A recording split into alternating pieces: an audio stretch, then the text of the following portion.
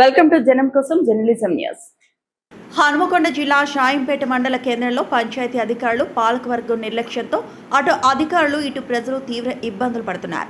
వివరాల్లోకి వెళ్తే మండల కేంద్రంలో తహసీల్దార్ కార్యాలయం, పోలీస్ స్టేషన్ మధ్యలో ఓ డ్రైనేజీ ఉంది.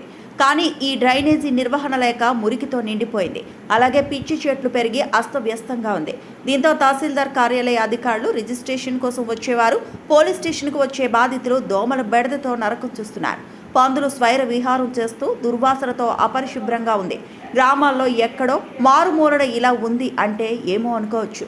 కానీ మండల కేంద్రంలో ముఖ్య కార్యాలయం మధ్య ఇంత దారుణంగా ఉన్న పాలకవర్గం అధికారులు నిమ్మకు నీరెత్తినట్లు చూస్తున్నారు.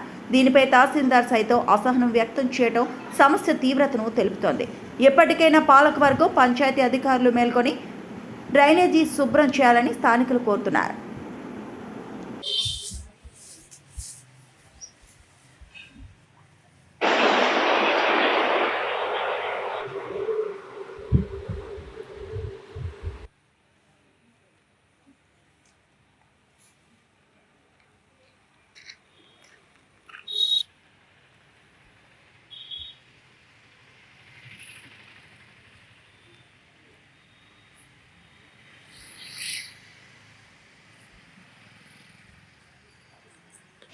మా పని గురించి వస్తే ఇక్కడ దోమలు బాగా విపరీతంగా ఉండి మాకు వెంటబడి కుడుతున్నది.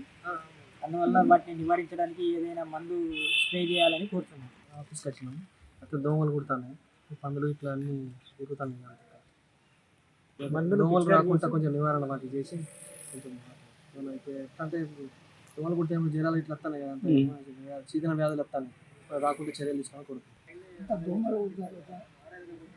దోమల పందులు అవి తెలివిగా అంత ఖరాబుగా ఉండి వీటికి వచ్చిన వాళ్ళందరికీ అంత దద్దులో చేస్తారు సార్.